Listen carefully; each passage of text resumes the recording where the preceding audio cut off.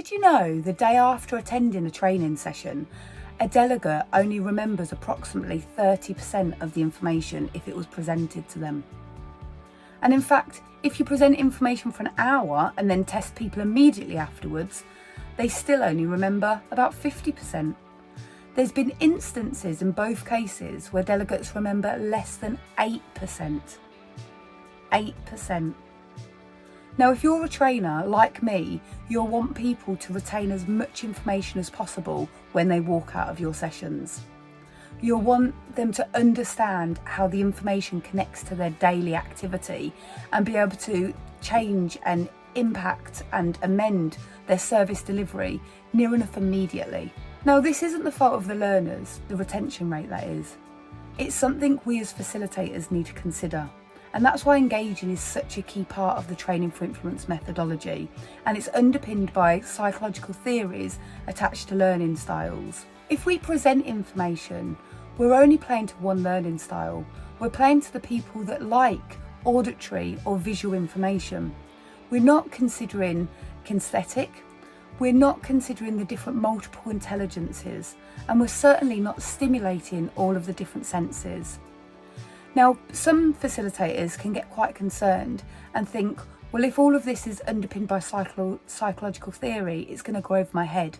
That's not true at all, because this is really practical, applicable stuff. So how do we make sure that the Training for Influence training sessions are engaging? What do we do? Well, there's a variety of different things. And if you'd like some examples, you can go onto our website and download the free resources, because there's some checklists on there that you can do and some slide examples of activities. But let me talk you through a few. So all of our sessions, approximately every 20 minutes, we're aiming to meet a different learning style.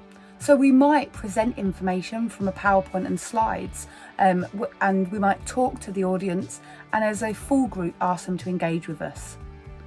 We might then move on to an activity which involves small group learning.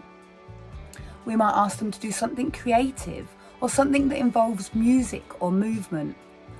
And we may have slides that have theories on them and statistics to really kind of help people who use the theoretical knowledge to really back up their understanding. We always have things like workbooks and encourage people to take notes if that's what works well for them. And in our face-to-face sessions, on the tables, we have accelerated learning toys. And so, well, actually, I have one here. These are to fiddle with and to keep our senses alert and awake and help us to retain that information. But there might also be sand or Play-Doh or sweets that you can chew. It's about stimulating all of those different senses. And it's about recognising that we as individuals, individual facilitators and individual delegates, we're all really different. And so actually we learn things in different ways. And really importantly, it's about recognising that it's not only about the form of intelligence that we all think about straight away, which is up here. It's also about what's in here.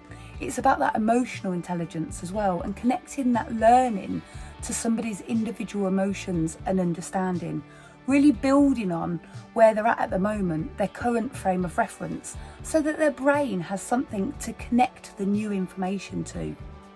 Engaging can seem scary and it can seem overwhelming, but if you'd like to know more and you'd like it broken down really practically for you, go and order my book because we talk through there all of the different elements and the things that you can do from engaging. And have a look on our website and assess yourself on our scorecard against all of the different standards. And that will give you some top tips and ideas at the end of it. So engaging is really, really important, really, really key. You don't want people remembering 8% of your training. You want them remembering over 80%. And you can absolutely achieve that if you consider different learning styles and you ensure all of your sessions are engaging and interactive. Whether that's face-to-face sessions or live online sessions, it's equally important.